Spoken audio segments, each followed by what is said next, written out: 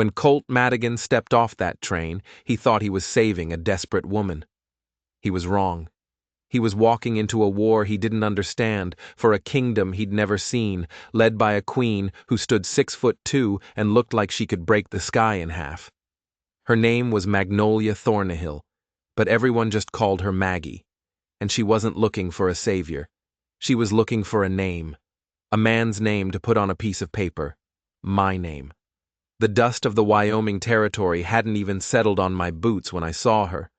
She was on a black stallion that looked like a pony beneath her. Every other man on that platform seemed to shrink when she looked their way. I was 5'9", with everything I owned in a bag over my shoulder. A ghost from a lost war, carrying the weight of a promise to a sick little girl hundreds of miles away. When her eyes found mine, my lungs went tight. Madigan. It wasn't a question. It was a summons. I walked toward her, and the closer I got, the more impossible she seemed. Sun-darkened skin, a braid as thick as a rope, and eyes that saw clean through the man I was pretending to be. "Mrs. Thornhill," I said, stopping at her horse's shoulder. "Widow," she corrected, her voice flat as the plains. 3 months married before the fever took him. You understand the arrangement?" I nodded. "I read the advertisement." "Then you know this isn't about romance. I need a man's name on my deed. The bank won't loan me operating capital without one. You need money for your niece. We sign the papers, you stay till spring, then you're gone." Simple. Except nothing about this felt simple. Standing there, looking up at this woman who held 10,000 acres in her fist, I felt a different kind of surrender. This wasn't about a war or a lost plantation. This was about pride. And I was fresh out.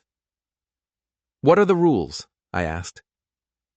"You don't question me in front of my men. You don't undermine my authority, and you never forget whose ranch this is." She tilted her head, her gaze sweeping over me, judging my worth in calluses and bone. "Can you ride?" "Better than most." "We'll see," she said, and nodded to a nervous bay mare tied to a post. "Mount up. We're burning daylight."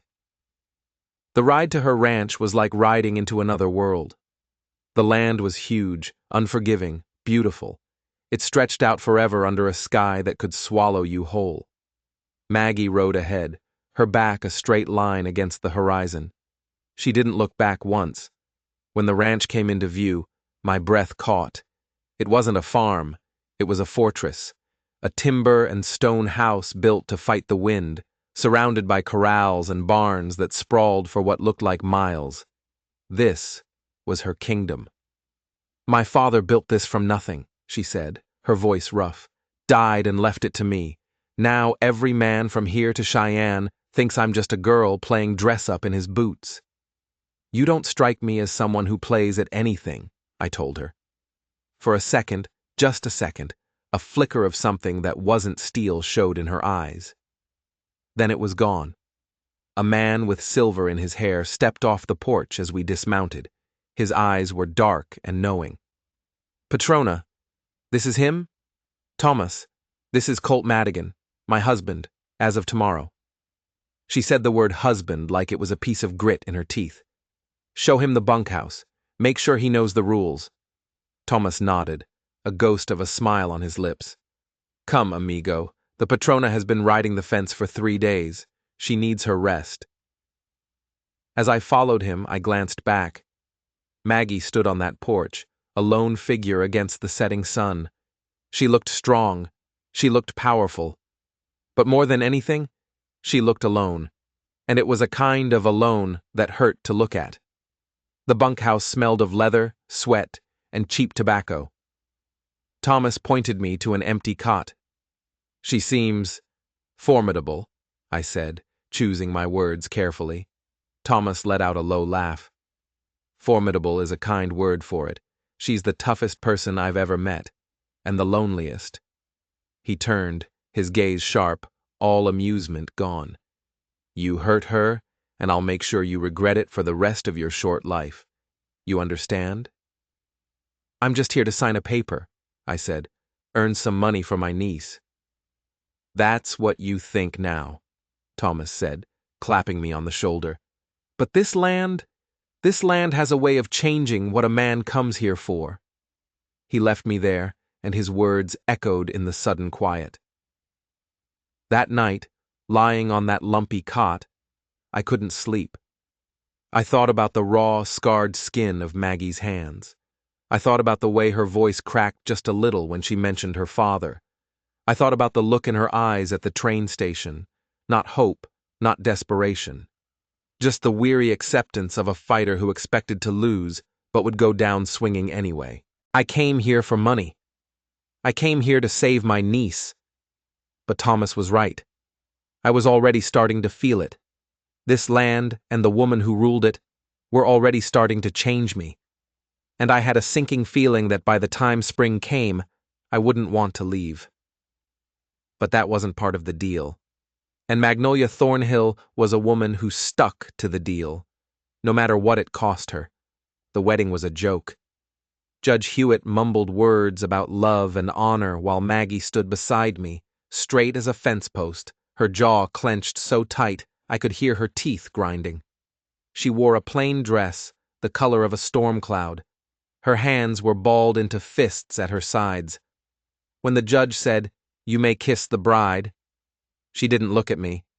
She stuck out her hand. I took it. Her palm was rough, calloused, but warm. For a few seconds, our eyes met. And I saw it again. Not just steel, but fear. A deep, terrifying fear that she'd just made the biggest mistake of her life.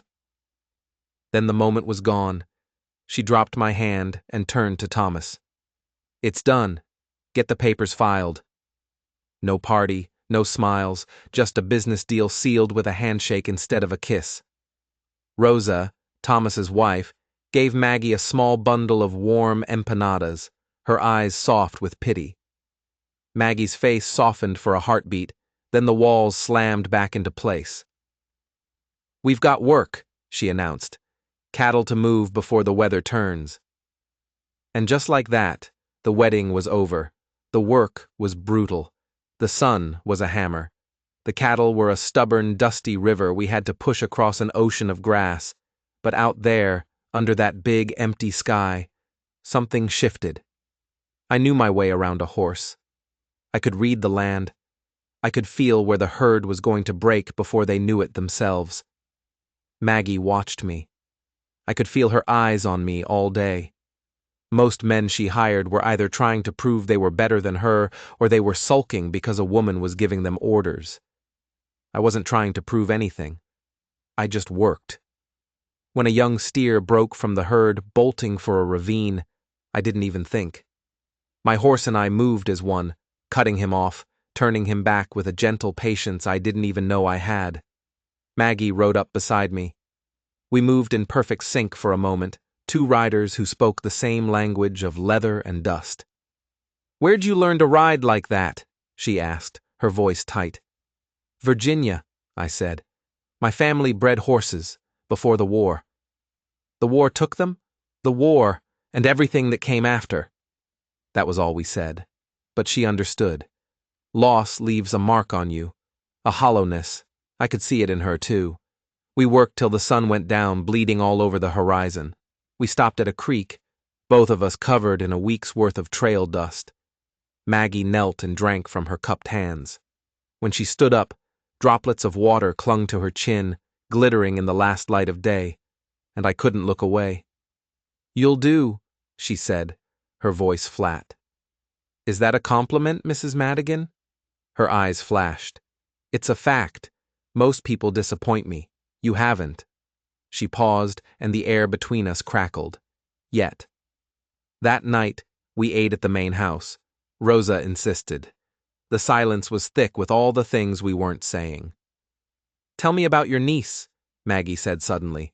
I was surprised she'd asked. "Her name's Emma. She's 8, my brother's girl. He died in the war. Her mother, she couldn't manage. Emma's got a cough the doctors can't fix. They say she needs clean air, dry air." "So you came here," she said. "So I came here. swallowed my pride for a chance to send her enough money to get her somewhere better. She looked at me across that big empty table. My father used to say pride is a poor man's currency, doesn't buy you a damn thing. She leaned forward. Why do you really need a husband, Maggie? It's not just the bank, is it? Her jaw tightened. The steel was back. Silas Cutthroat. He owns half this territory and he wants the other half. He's been squeezing folks, buying up their debt. He bought mine from a bank in Cheyenne. Her hands balled into fists on the table. He gave me until Christmas, $20,000. If I don't pay, he forecloses. And everything my father broke his back to build is gone. The number hit me like a physical blow. $20,000. I can make it, she said, her voice thin, if the herd survives winter, if the prices hold, if nothing goes wrong.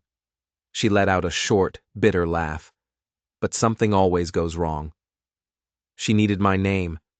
That's all it was, a shield, a loophole, a way to fight back in a world that was trying to crush her. And if you don't make it, I said, the words tasting like ash, I take my $500 and walk away, and you lose everything. The weight of it all settled on me. This wasn't a contract. It was a last, desperate stand. And I was standing right in the middle of it. Then I heard myself say the words that would change everything. What if I stayed? Her eyes went wide. For a second, she looked fragile. Don't, she whispered. Don't what? Don't offer me hope. Her voice cracked just a little. I've spent 2 years learning how to live without it. Don't you dare make me start wanting it again. I stood up. I walked around that table until I was standing right beside her. She looked up at me, and in the dim lamplight I saw the truth. She wasn't just a giant. She wasn't just a fighter. She was terrified. I'm not offering hope, I said, my voice quiet. I'm offering a partnership, a real one. The kind where we face this together. You don't know what you're saying. I know exactly what I'm saying. I held out my hand. I know what it feels like to lose everything. I know what it's like to be so tired you can't remember what rest feels like. And I know what it's like to meet the only other person in the world who understands without you having to say a word. She stared at my hand like it was a rattlesnake. Then, slowly, she reached out and took it. Her own hand was trembling. Magnolia Thornahill, the woman who could stare down a charging bull, was afraid to let someone in. I don't know how, she whispered. I don't know how to be anything but what I've had to be. Then we'll figure it out, I said. Together. And right there, with the impossible odds stacked against us, something changed. The contract was still real, the danger was still real. But so was this. 2 broken people choosing to stand together. We didn't kiss. We didn't make any promises we couldn't keep. We just stood there, holding hands, and for the first time in a long time, the world didn't feel quite so heavy. Because we weren't carrying it alone anymore. But we were fools. We had no idea what was coming.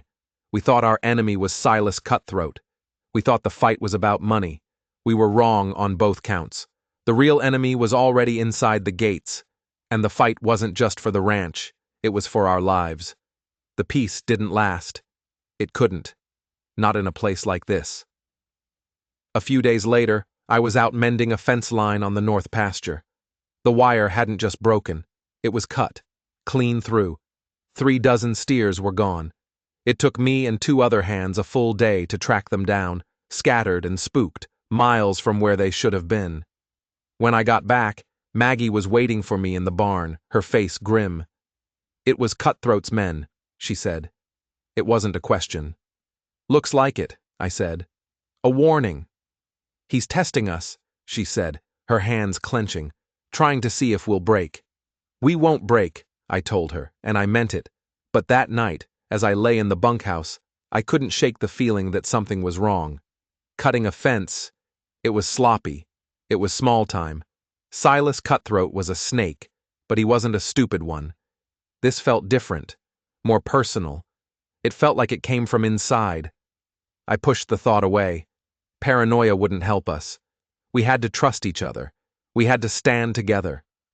Then, 3 weeks into our paper marriage, winter came down from the mountains like a fist. The temperature dropped so fast you could feel it in your bones. The wind howled like a hungry wolf, and the sky turned the color of a deep bruise. "Storm's coming," Maggie said, her breath pluming in the frigid air. "A big one. We need to move the herd closer to the windbreaks, or we'll lose half of them by morning." We rode out into a world of gray and white. The wind was a physical force, trying to tear us from our saddles. The snow wasn't falling. It was being driven sideways, hard as sand. We found the herd huddled together, miserable. Getting them to move was like trying to push a mountain. But we did it. We worked together, a silent team, our bodies moving in a rhythm born of shared purpose. We understood each other without words. By midday, it was a full-blown blizzard. You couldn't see 10 feet in front of you. "We're not gonna make it back!" I shouted over the wind. Maggie pointed to a dark shape barely visible through the swirling snow. "Line shack, half a mile north. We can wait it out there." We got the herd into a sheltered ravine, then spurred our horses toward the shack. We practically fell through the door, half frozen and gasping. It wasn't much, just a single room with a potbelly stove and a stack of wood. But right then it felt like a palace. I got a fire going while Maggie saw to the horses. When she came back inside, her lips were blue. Her hands were shaking so hard she couldn't unbutton her coat. "Here." I put my hands over hers. They were like ice. I carefully unbuttoned her heavy coat, wrapped a dusty blanket around her shoulders, and sat her down in front of the stove. "Just sit," I said. "Sit down, Maggie." She was at the end of her rope. I could see it. She'd been running on pure will for so long, she'd forgotten how to stop. Outside, the storm was a screaming monster. Inside, the silence was just as loud. "I'm going to lose it," she said, her voice a raw whisper.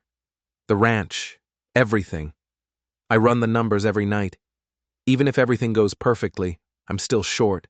I'm going to lose everything my father built, and there's not a damn thing I can do." Her voice broke on the last word. "I'm not enough." "Stop," I said, my voice harder than I intended. "Don't you dare say that." "It's true. Everyone was right. A woman can't run a ranch this size. I was a fool to think I could." I grabbed her by the shoulders, forcing her to look at me. "Listen to me. You are the strongest person I have ever met. You've held this place together when any other man would have run.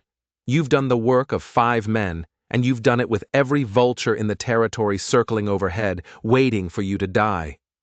You are more than enough." Tears, hot and sudden, streamed down her frozen cheeks. "I'm so tired," she sobbed, the sound torn from somewhere deep inside her. "I'm so tired of being strong. I'm so tired of being the giant everyone stares at. Just once, I want someone to tell me it's okay to not carry it all alone."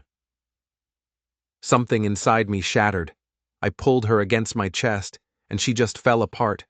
All the strength, all the steel, all the fight just melted away. And she wept. She wept for her father, for her ranch, for the crushing loneliness she'd lived with for so long. I just held her. I held her and let her break.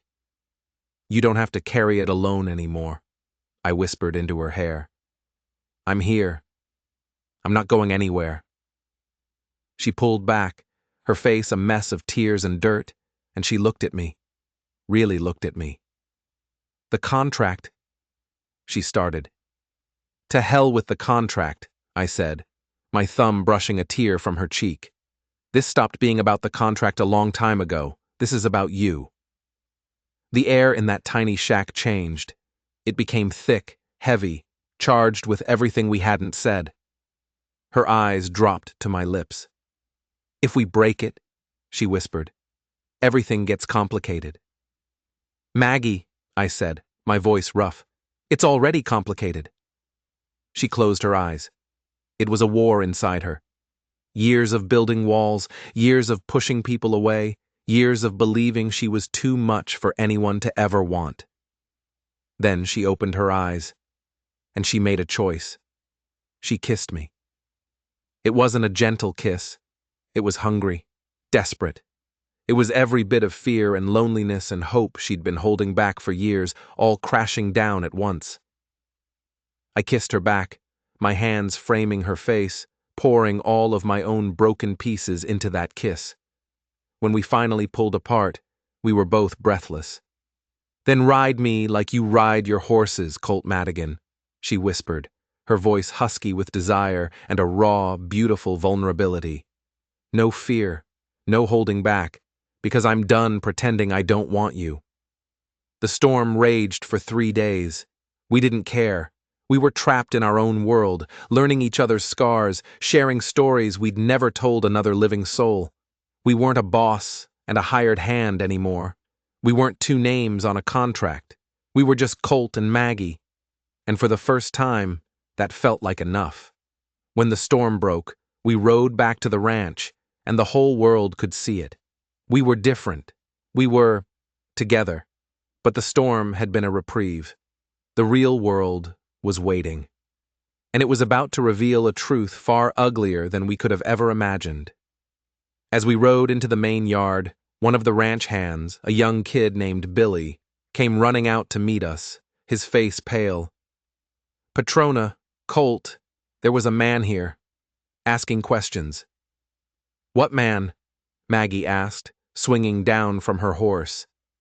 "One of Cutthroat's men, a fellow with a scar on his cheek. He was asking about Colt." Billy wouldn't meet my eyes. He recognized you, Colt, called you Madigan the Gun. Said the last time he saw you, you put 3 men in the ground in Missouri before they could even clear leather." The world stopped. Every hand in the yard was staring at me. But I only saw Maggie. Her face was a mask of stone, but her eyes were wide with a new kind of fear. A fear of me. She hadn't just married a stranger. She'd married a killer. The silence in the yard was absolute. The ranch hands looked from me to Maggie, their faces a mixture of shock and fear. Billy looked like he wanted the ground to swallow him whole. "Maggie," I started, taking a step toward her. "Don't," she said, her voice deadly quiet. She held up a hand, and I froze. She didn't look at me. She looked at Thomas, who had just stepped out of the barn. "Is this true?" Thomas's face was grim. "The stories about Colt Madigan. They say he was one of the fastest guns to come out of the war. They say he's killed more men than the pox." The words hung in the cold air. Madigan the Gun. A name I thought I'd buried 1,000 miles away. A ghost I had run from, all the way to Wyoming. And now it was standing right here in the open, ready to tear down the one good thing I had found. Maggie finally turned to look at me. The warmth that had grown between us in that line shack was gone. In its place was a cold, hard wall of ice. "You came into my home," she said, her voice shaking with a rage she was barely holding back. "You put your name on my land. You let me believe you were just a broken soldier, a man trying to save his niece." "I am," I said, my own voice raw. "That's the truth." "Is it?" she shot back. "Is it the truth that you're a hired gun? A killer? Is that why you really came here? Was this all part of some play for Cutthroat?" The accusation hit me harder than any bullet. "No, never. I'm not with Cutthroat. I ran from that life, Maggie. I swear it." "Why should I believe you?" she demanded, her voice cracking. "Everything is a lie." She turned on her heel and strode toward the main house, her back rigid. The door slammed shut behind her, the sound echoing across the yard like a gunshot. I was left standing there, branded all over again. The men wouldn't look at me. I was an outsider, a monster. I saw the question in their eyes. Was I here to help save the ranch, or was I here to help Cutthroat tear it down? I walked to the bunkhouse, the weight of their stares like a physical burden. That night, sleep was impossible. I kept seeing the look on her face, the betrayal, the fear. I had come here to escape my past. But the past doesn't just die. You have to kill it. The next morning, I went to the main house. I didn't know if she would even open the door. I knocked, my heart pounding against my ribs. After a long moment, the door opened. She looked like she hadn't slept. Her eyes were red-rimmed, but the steel was back, harder than ever. What do you want? 5 minutes, I said. Just 5 minutes to tell you the truth. All of it. Then, if you want me to go, I'll be gone by noon. She hesitated, then stepped back, letting me in. We stood in the great room, the cold morning light slanting through the windows. My brother, I began, my voice unsteady. He didn't die in the war. He died after. We came back to Virginia to find our home gone, taken by carpetbaggers with crooked contracts. My brother tried to fight them with the law. They laughed at him. One night, they came for him. They weren't soldiers. They were just greedy men with guns. They called him out. I was faster. I had to stop, the memory thick in my throat. I killed them. All 3 of them. It wasn't a duel. It was a slaughter. But it didn't save my brother. He'd already been shot. He died in my arms. I looked at her, pleading with her to understand. After that, the stories started. Madigan the gun. Men came looking for me, trying to build their own reputations on my back. I never wanted it. I just wanted to be left alone. I ran. I changed my name. I took odd jobs. But the ghost of it always found me. I came here, to Wyoming, because it was the one place I thought no one would ever look. I came here for Emma, to give her a life away from all that blood and noise. I never lied to you, Maggie. I didn't tell you the parts of me I was trying to kill. She was silent for a long time, just watching me. I could see the war in her eyes, the conflict between the woman who had let me in and the rancher who couldn't afford to trust anyone. Cutthroat knows, she said finally, her voice flat. He sent that man here to expose you, to drive a wedge between us, to make my own people turn on me. And it's working, I said. She walked to the window, staring out at the land that was her entire world. If you leave, she said, so quietly I could barely hear her, I'll lose. My men are spooked. They think I brought a wolf into the fold. If you leave now, you prove Cutthroat right. The fear will break us before the winter does. She turned back to me, and her eyes were shining with unshed tears. I was terrified, she admitted. When I heard what they said, I thought my whole world was falling apart again. I thought you were just another man using me for his own ends. I'm not, I whispered.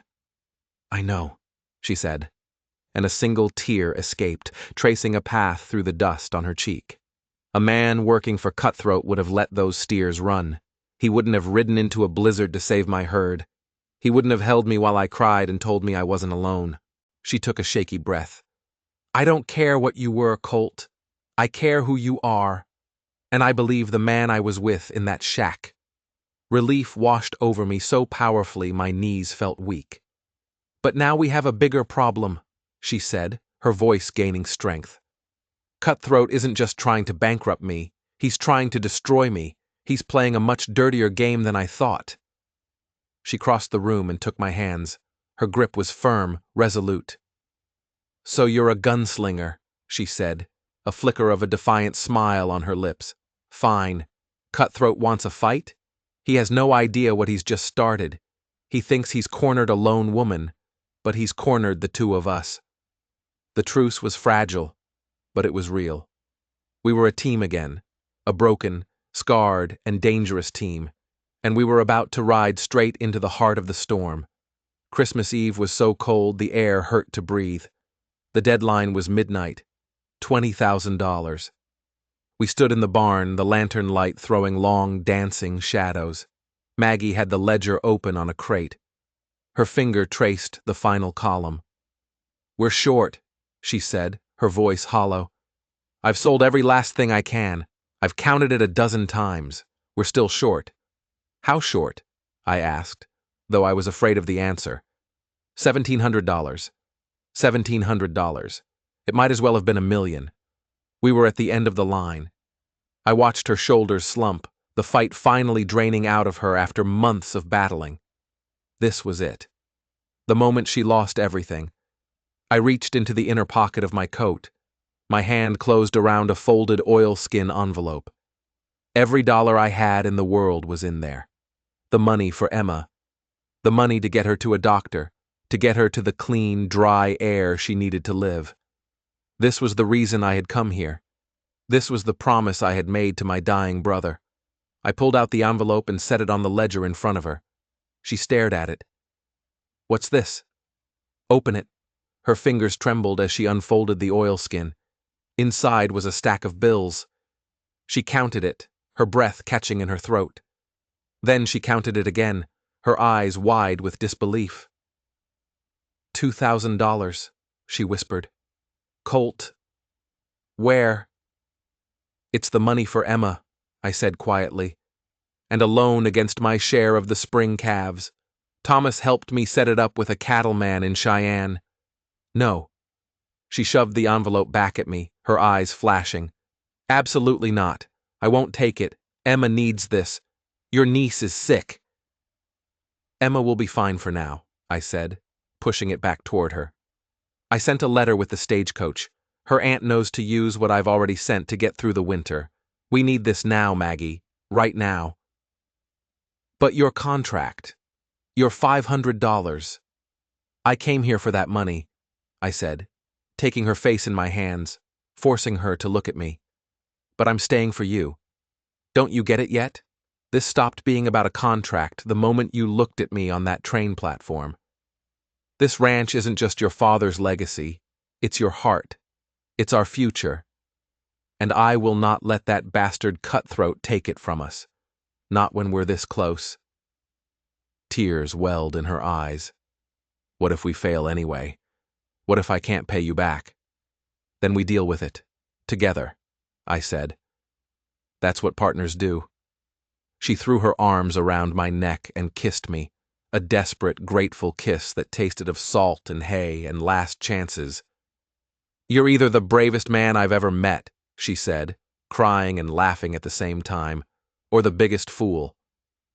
"Probably both," I grinned. "Now let's go pay off a debt." We rode into town as the sun was setting, turning the snow to gold and rose.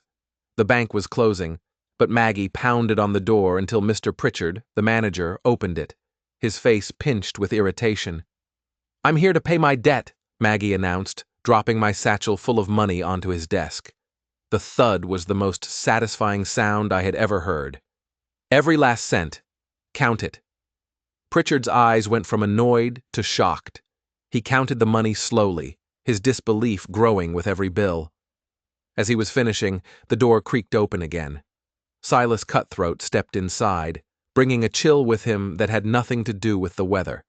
A smug, predatory smile was plastered on his face. "Well, well, Mrs. Thornhill," he drawled.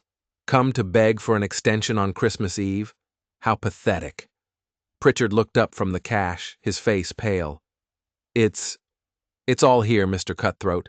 $20,000. Exactly." Cutthroat's smile vanished. It was like watching a mask crack. "That's impossible." Maggie drew herself up to her full, towering height. "But I did," she said, her voice ringing with triumph. She took a step toward him, and he actually took a step back. "With my husband's help. Turns out a partnership is worth more than you think. The ranch is mine, Cutthroat. Free and clear." His face contorted into a mask of pure fury. He looked from her to me, his eyes filled with hate. For a moment, I thought he might go for his gun. My hand twitched, ready. Then the most terrifying thing happened. He started to laugh. It was not a pleasant sound. It was a low, ugly chuckle that grew into a full-throated, mocking laugh. "You fools," he gasped, wiping a tear of mirth from his eye. "You desperate, pathetic fools. You think this was about the 20,000? He reached into his own coat pocket and pulled out a piece of paper. He slapped it down on the counter next to the mountain of our money. "Your father was a proud man, Maggie. But he wasn't a smart one. He overextended. He took out a second loan years ago. A private loan. $10,000. He tapped the paper with a grimy finger. And I bought that debt too. It's due today, same as the other one. My blood ran cold. Maggie snatched the paper. I looked over her shoulder. It was a promissory note, signed at the bottom with her father's flourishing signature. It looked real. "This is a forgery," she breathed, but there was no conviction in her voice. "Is it?" Cutthroat sneered. "Prove it. The judge is a friend of mine. The sheriff is on my payroll. By the time you get this sorted out in court, I'll have stripped your ranch bare and sold it for scrap."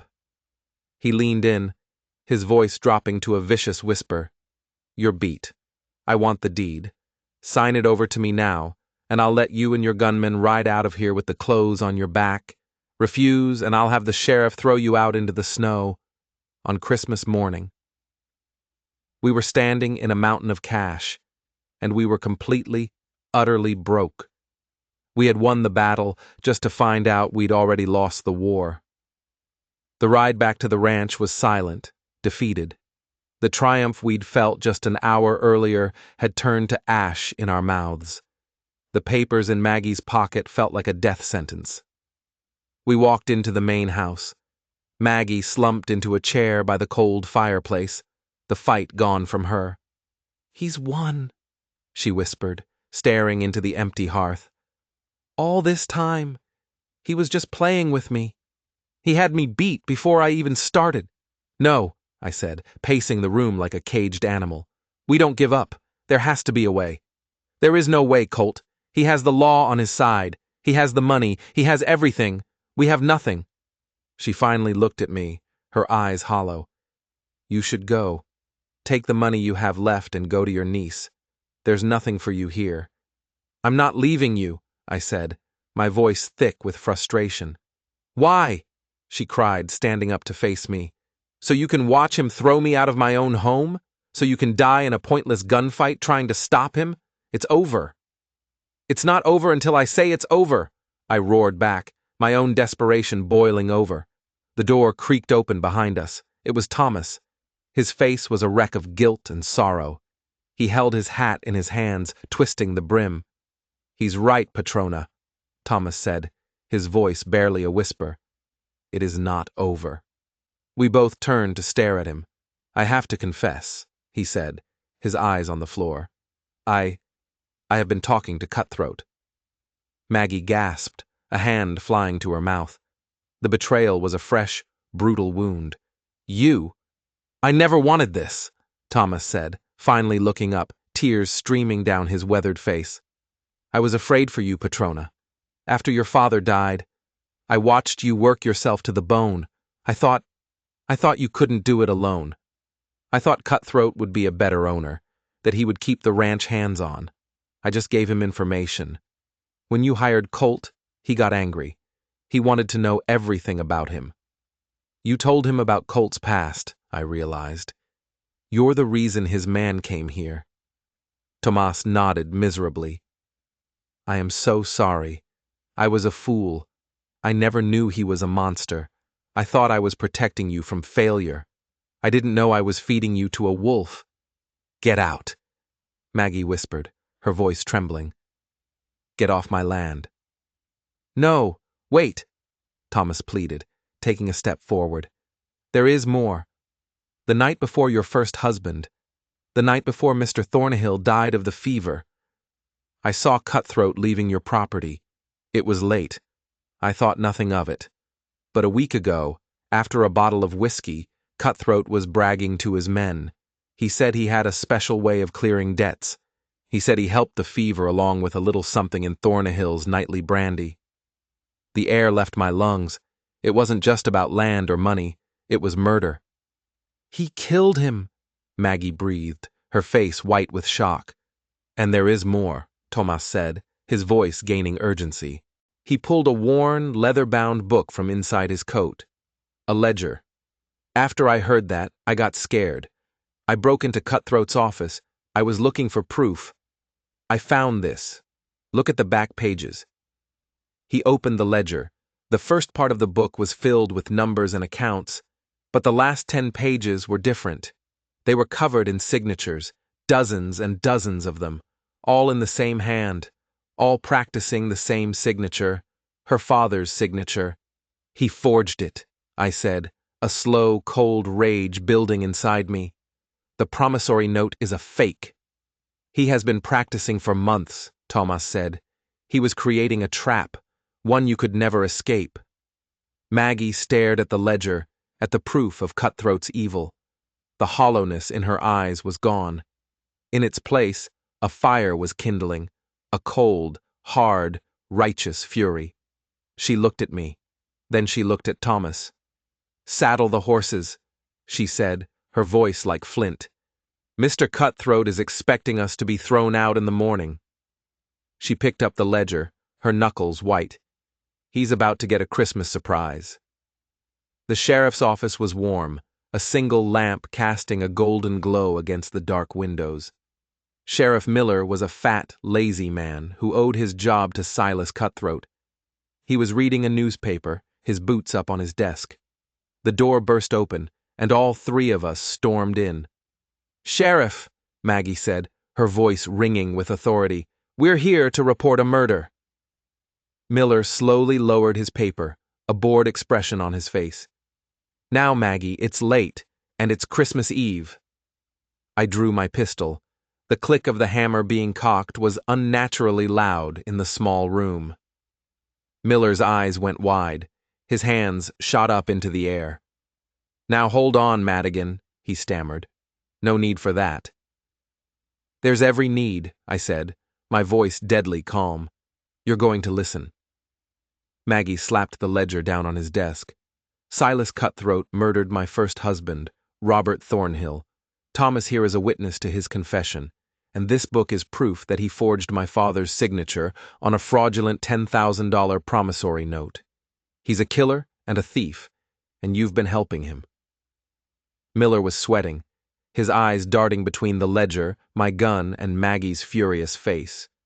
That's a serious accusation."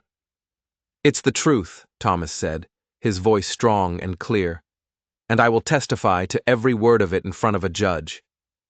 Just then, the door opened again. Silas Cutthroat stood there, a cruel smile on his face. "Having some trouble, Sheriff? I thought I told you to get ready to evict these." His voice died when he saw the scene. He saw the ledger on the desk. He saw the look on Thomas's face. He saw the gun in my hand, aimed steady at his black heart. The color drained from his face.